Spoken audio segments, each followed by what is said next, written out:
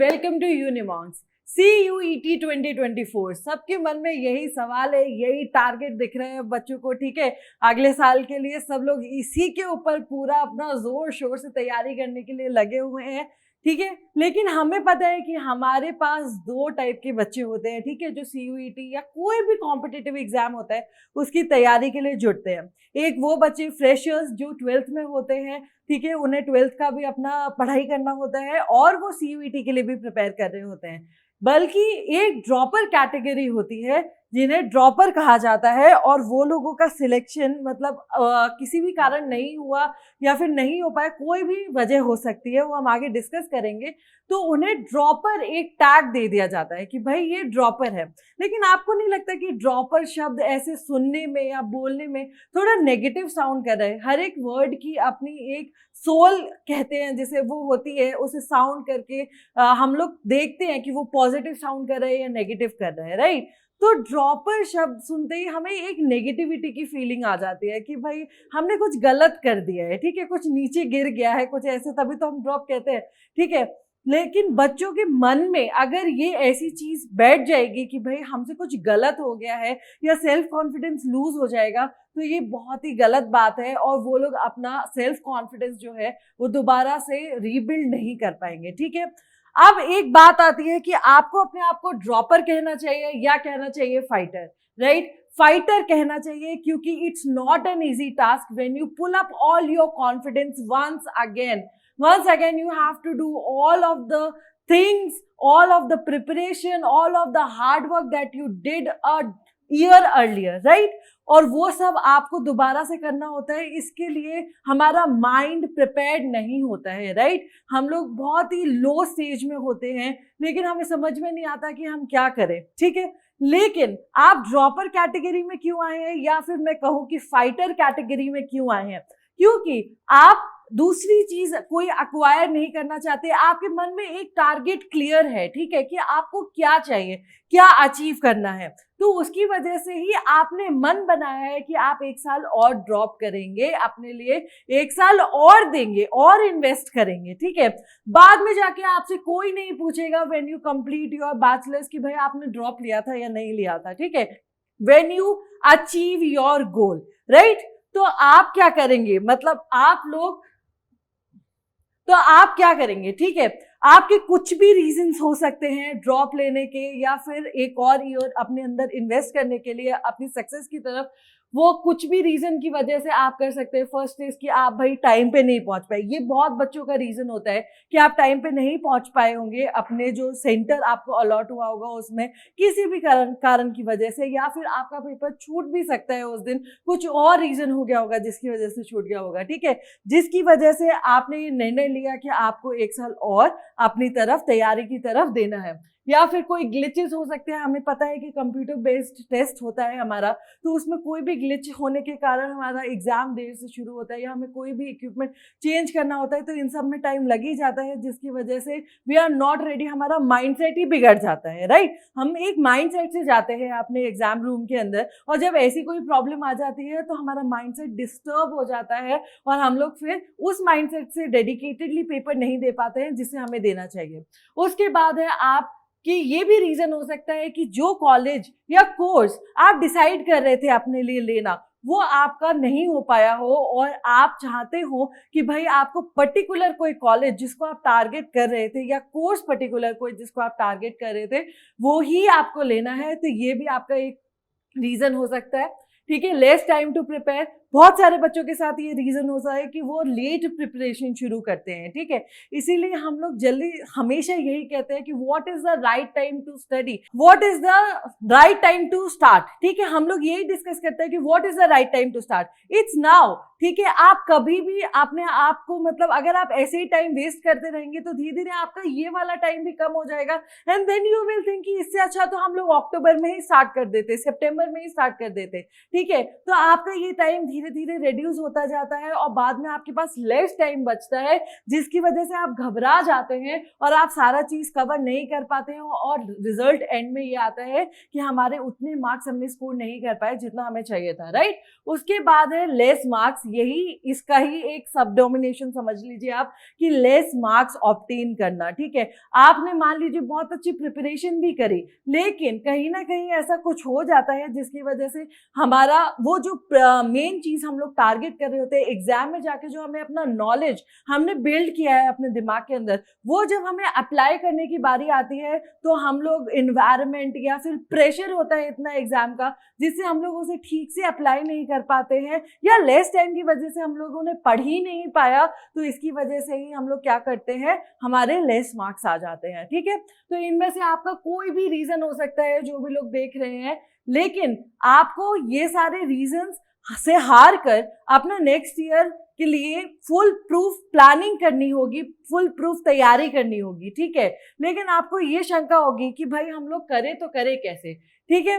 लेकिन आपको उससे पहले जब मैं आपको ये बता दूं कि आपको कैसे प्रिपेयर करना है आपके नेक्स्ट ईयर के लिए, उसके लिए पहले मैं ये बताना चाहती हूँ कि आप बिल्कुल भी निराश मत होइए, क्योंकि I want to ask you कि how do you have an upper hand उन वाले बच्चों से जो फ्रेशर हैं और 12th में हैं, ठीक है। इसकी तीन आपको चार रीजंस मैं आपको बता सकती हूँ कि how you have an upper hand, right.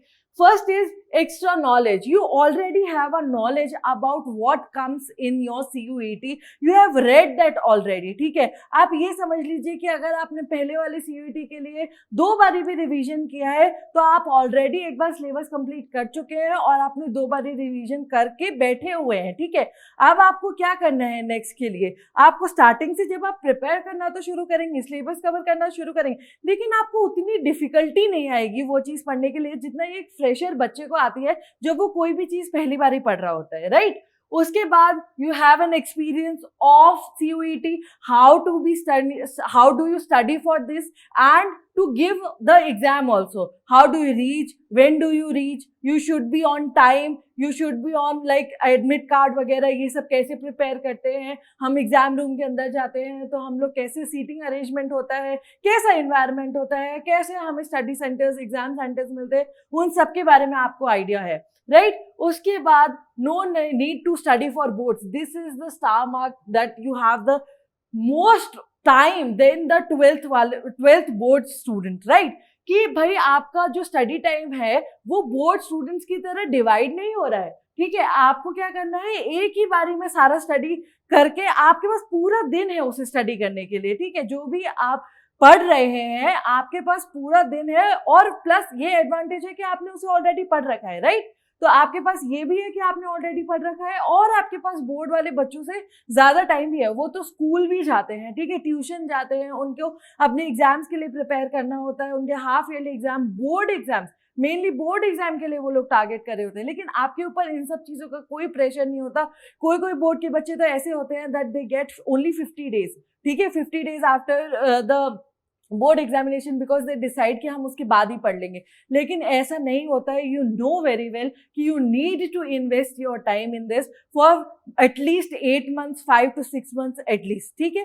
तो आपके पास ये एडवांटेज भी है, और आपके पास क्या एडवांटेज है, that you have made notes, right. You have not made like you do not know कि भाई उसमें सारा जो लिखा हुआ है वो आपको याद ही हो, लेकिन आपको एक प्रैक्टिस हो चुकी है, ठीक है। तो आपके पास ऑलरेडी प्रिपेयर्ड नोट्स हैं आपके, ओके। तो ये थे आपके एडवांटेजेस। तो आप इसको पढ़कर थोड़ा सा स्फूर्ति आ गई होगी आपके दिमाग में कि हाँ भाई मेरे पास तो ये सब कुछ है ना। ऐसा लगता है ना कि हाँ यार ये प्लस पॉइंट है मेरे पास, ये प्लस पॉइंट होने की वजह से मैं तो अचीव कर सकता हूँ जो मेरे को अचीव करना था, ठीक है। तो ये सारे प्लस पॉइंट्स हैं आपके पास, 4 प्लस पॉइंट है, उन्हें अच्छी तरह यूज कीजिए अपने आगे की जर्नी के लिए, ठीक है।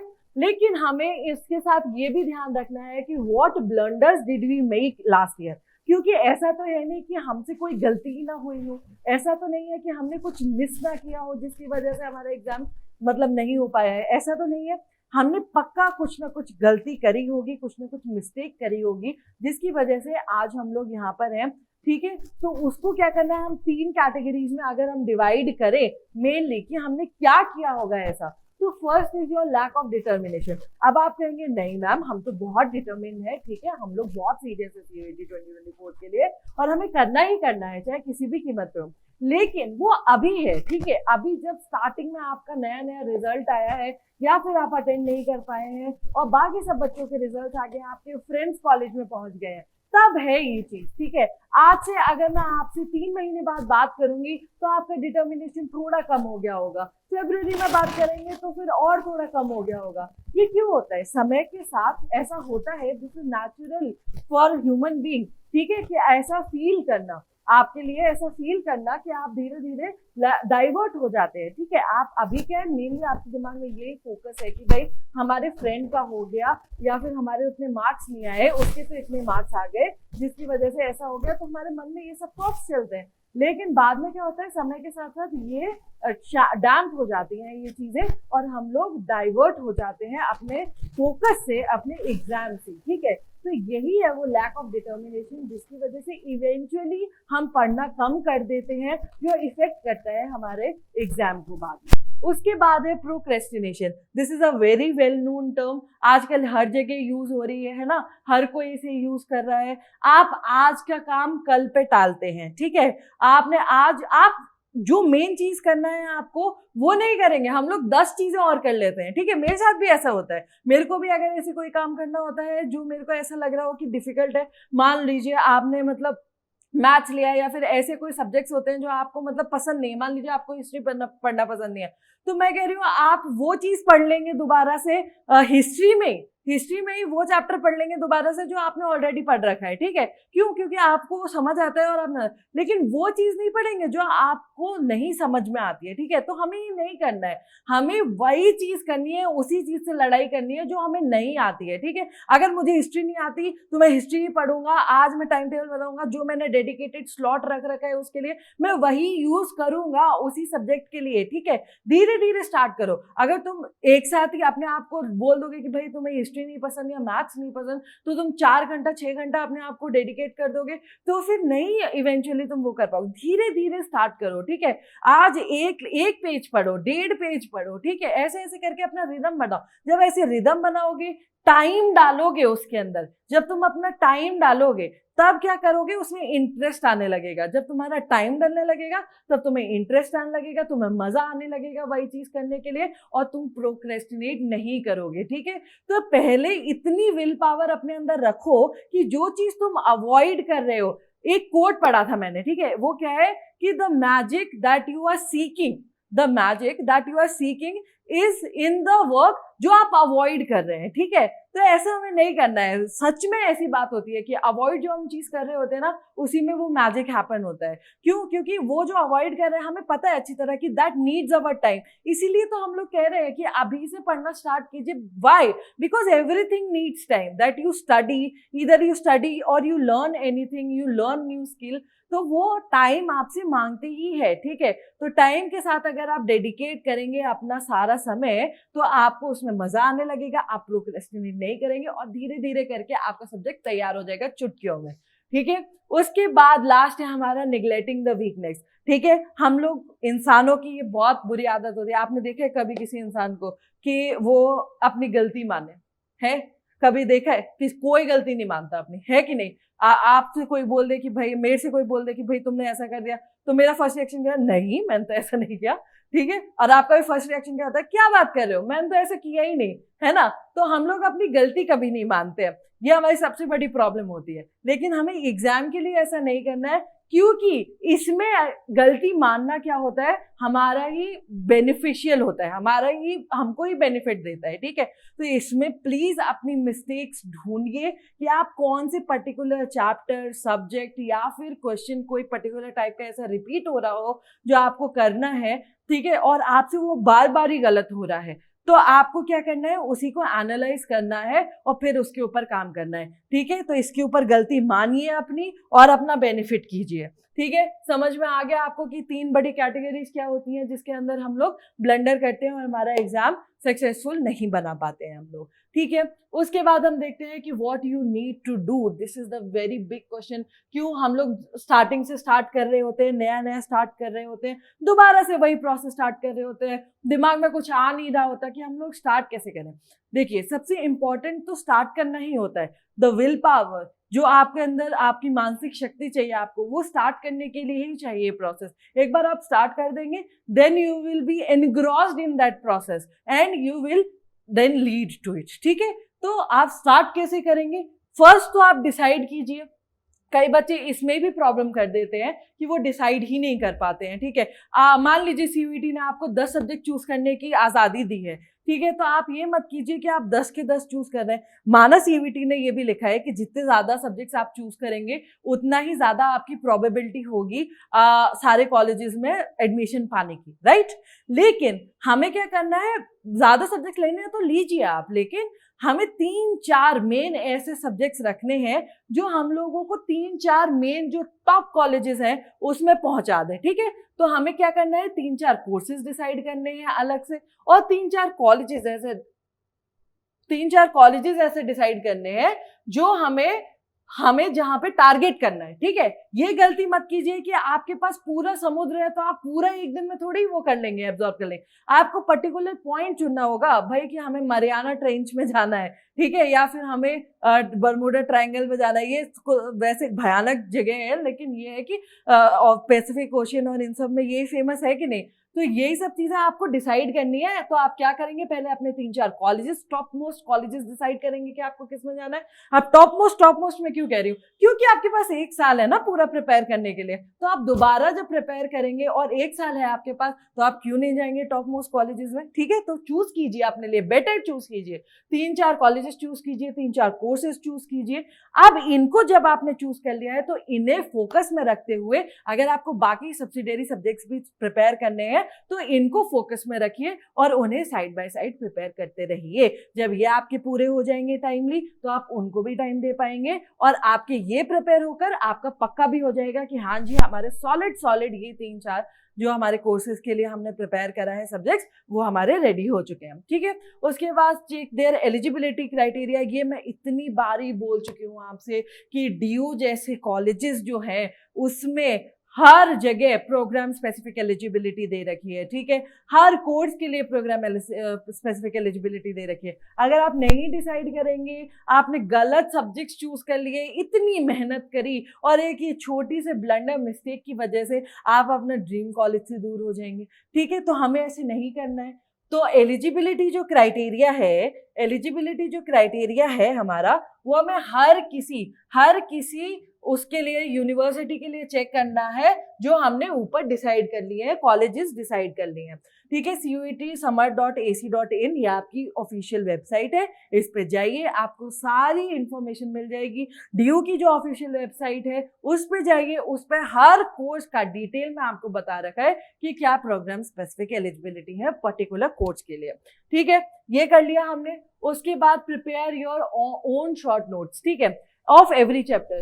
वाई दिस हैपन्स, ये क्यों लिखा है मैंने, मुझे पता है आपने नोट्स बना लिए हैं, ठीक है, लेकिन आप जब उन चैप्टर के नोट्स बनाएंगे जो आप अवॉइड कर रहे हैं, तो आपका खुद का नोट बनाना क्यों जरूरी है। ठीक है, जब आप खुद का नोट बनाते हैं तब आपका ब्रेन काम करता है। ठीक है, ब्रेन काम करता है, आप अच्छी तरह उसे एनालाइज करते हैं, पहले पूरा चैप्टर पढ़ते हैं, 1 बार पढ़ते हैं, 2 बार पढ़ते हैं, 3 बार पढ़ते हैं, तब जाके आपके पास इतना एनालाइजेशन उस पर्टिकुलर चैप्टर का आ पाता है कि आप उसे शॉर्ट नोट बनाए। तो इसमें आप जब रिपीटेटिव प्रोसेस कर रहे हैं जो, ठीक है, उसकी वजह से आप हर बार ही पढ़ेंगे, हर बार आपकी ब्रेन में न्यू इन्फॉर्मेशन जाएगी, फीड होती रहेगी और आपको इजी टू लर्न होगा। और जब आप अपने ही बनाए हुए शॉर्ट नोट्स देखते हैं, उनकी बात ही अलग होती है, आपको तुरंत एक एक चीज पता होती है कि कहाँ लिखी है। जब दूसरे का शॉर्ट नोट देखते हैं ना आप, तो आपको नहीं पता चलता कि कौन सी चीज कहाँ लिखी हुई है, चाहे वो कितनी भी अच्छी वे में लिखी हो, और आपने चाहे अपने नोट्स चाहे कम ऑर्गेनाइज वे में बनाए हो, लेकिन फिर भी आपको याद रहता है अगर आपने हाथ से अपनी चीज लिखी है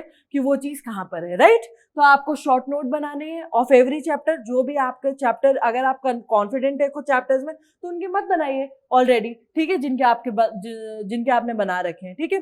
सेपरेट नोटबुक्स बनाइए, लेबल कीजिए उन्हें। आप यकीन नहीं मानेंगे, आपको लग रहा होगा कि ये सब चीजें बहुत ही वो है, एक्सटर्नल चीज है, लेकिन जब आपका एग्जाम होता है, टाइम कम बचता है, वही 15 दिन शॉर्ट कटेड एकदम 15-20 दिन बचते हैं, तब आपको और कुछ नहीं दिखाई देगा, यही सब चीजें दिखाई देंगी जो मैं अभी आपको कह रही हूँ। लेबलिंग करेंगे तो आपको पता होगा कि वो नोटबुक कौन सी है, कौन से सब्जेक्ट की है, किस चीज की है, ठीक है। तो आपको ये करना बहुत जरूरी है। Make separate notebooks. वो एक मिस्टेक नोटबुक बनाइए अपनी, जिसमें आप मिस्टेक्स करते हैं जिन क्वेश्चंस में, ठीक है, वो आप पर्टिकुलरली उसमें लिखेंगे ताकि आप उस टाइम रिवाइज कर सकें उन्हीं क्वेश्चंस को जिनमें आप गलती कर रहे हैं बार बार ही, ठीक है। उसके बाद अपने वीक सब्जेक्ट की नोटबुक बनाइए, एक जो आपका वीक सब्जेक्ट है। कई लोगों के मतलब सिर्फ 200 मार्क्स आ रहे होते हैं हर सब्जेक्ट में, राइट, और एक सब्जेक्ट में कम मार्क्स आने की वजह से पूरा स्कोर हिल जाता है उनका, ठीक है। तो हमें ऐसा नहीं करना है, वीक सब्जेक्ट की हमें नोटबुक बनानी है, शॉर्ट पॉइंट्स करने हैं। कुछ सब्जेक्ट्स ऐसे भी होते हैं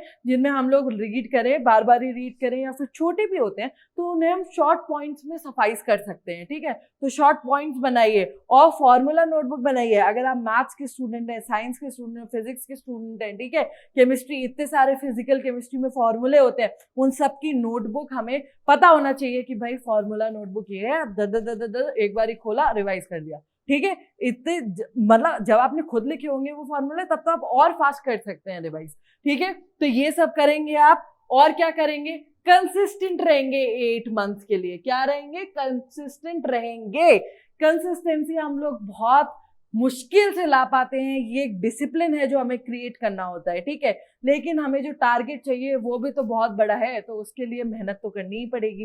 कंसिस्टेंसी छोड़ देंगे तो आपका जो कितनी भी अच्छी तैयारी कर लीजिए, लेकिन कंसिस्टेंट नहीं रहेंगे तो आपका फ्लो, रिदम टूट जाएगा, ठीक है। रिदम टूट जाएगा तो आपके दिमाग में जो इन्फॉर्मेशन पहले फीड है और आप गैप दे देंगे, एक ब्रेक दे देंगे, तो उस फ्लो ऑफ इन्फॉर्मेशन ही टूट जाएगा और अब आपको वो चीज वैसे याद नहीं रहेगी जो आप सेकेंड्स में बता रहे हैं, ठीक है।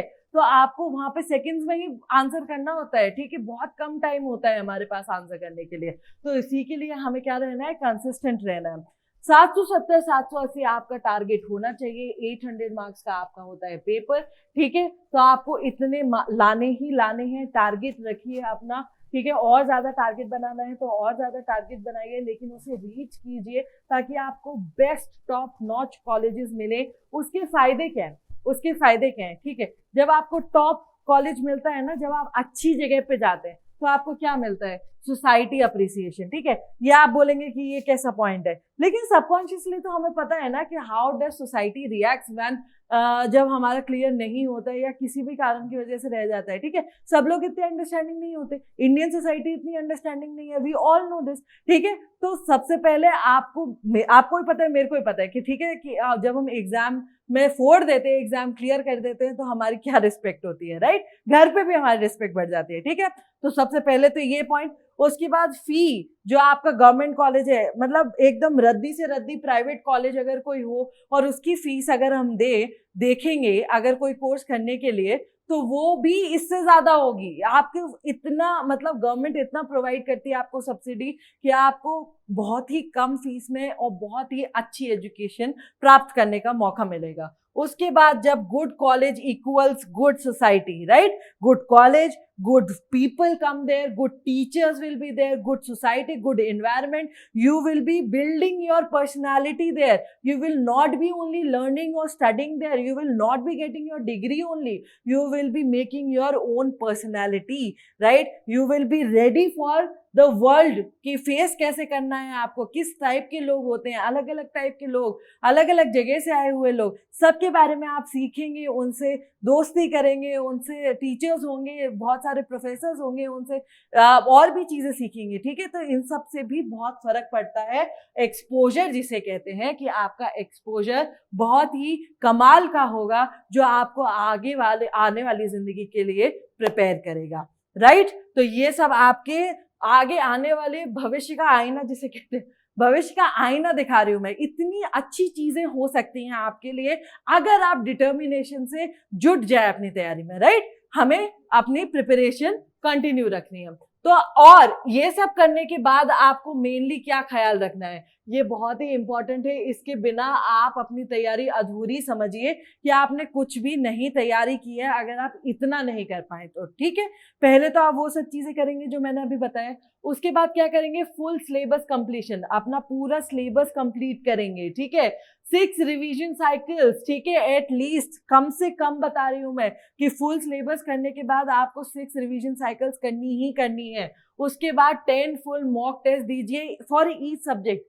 4 सब्जेक्ट हैं, 5 सब्जेक्ट हैं, सबके लिए कम से कम 10 मॉक टेस्ट लगाइए। उससे अपनी गलती ढूंढिए कि उसके बाद भी गलती हो रही है कि नहीं, ठीक है, कितने मार्क्स आ रहे हैं आपके। और एग्जाम से पहले अपने सारे डाउट्स क्लियर कर लीजिए, ठीक है। डाउट्स क्लियर कीजिए, मॉक टेस्ट दीजिए, क्वेश्चंस अटेंड करिए, उसमें से जो डाउट्स निकल रहे हैं, कौन सा फॉर्मूला किस क्वेश्चन के लिए लग रहा है, वो ध्यान से देखिए, ठीक है। यूनिट कन्वर्जन और ये सब छोटी छोटी मिस्टेक कर देते हैं हम लोग, जिसकी वजह से हमारा आंसर गलत हो जाता है। तो ये सब आपका सिर्फ और सिर्फ प्रैक्टिस से ही हो सकता है क्लियर, जो हम ये छोटी छोटी मिस्टेक्स करते हैं, ठीक है। तो आप इन सब चीजों को क्लियर कीजिए, ठीक है। और आपका ये सब क्लियर करने के बाद जब आप ये सब कर लेंगे, इतनी मेहनत कर लेंगे, तो this will be your key to success, right. You will be successful, you will achieve your target, you will be satisfied in your heart, right, कि आपने वो चीज अचीव कर ली है।